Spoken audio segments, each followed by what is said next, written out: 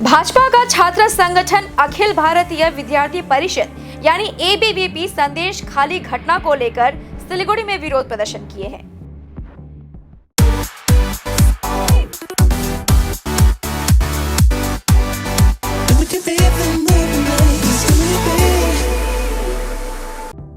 ABVP के सदस्यों ने सिलीगुड़ी में गांधी प्रतिमा के नीचे विरोध प्रदर्शन किया।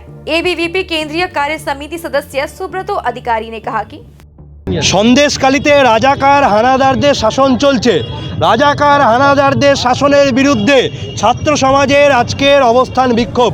আমরা বার্তা দিতে চাই গোটা রাজ্য জুড়ে এরকম সন্দেশখালীর মতো পাড়ায় পাড়ায় এলাকায় এলাকায় মহল্লায় মহল্লায় রাজাকার হানাদাররা গর্জে উঠছে। বাংলার সাধারণ জনগণদের নিজের ঘরের কন্যাশ্রীর এবং লক্ষ্মীর সুরক্ষার জন্য পথে নামতে হবে।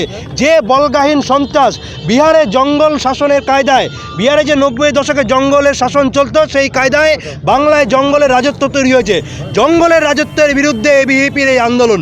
শাসকের আইন নয়, আইনের শাসন বাংলায় ফেরাতে হবে, এই দাবিতে শিলিগুড়ির গান্ধী মূর্তি পাদদেশে এবিভিপির অবস্থান বিক্ষোভ। আমাদের কার্যালয়ে তৃণমূল ছাত্র পরিষদের যে বর্তমান রাজ্য সভাপতি, তিনি পাহাড়ে শিক্ষক নিয়োগ দুর্নীতিতে কিভাবে লক্ষ লক্ষ টাকা তছরূপ করেছেন তার প্রমাণ সহ সাংবাদিক সম্মেলন করব আগামীকাল দুপুর 12টায় আমাদের কার্যালয়ে।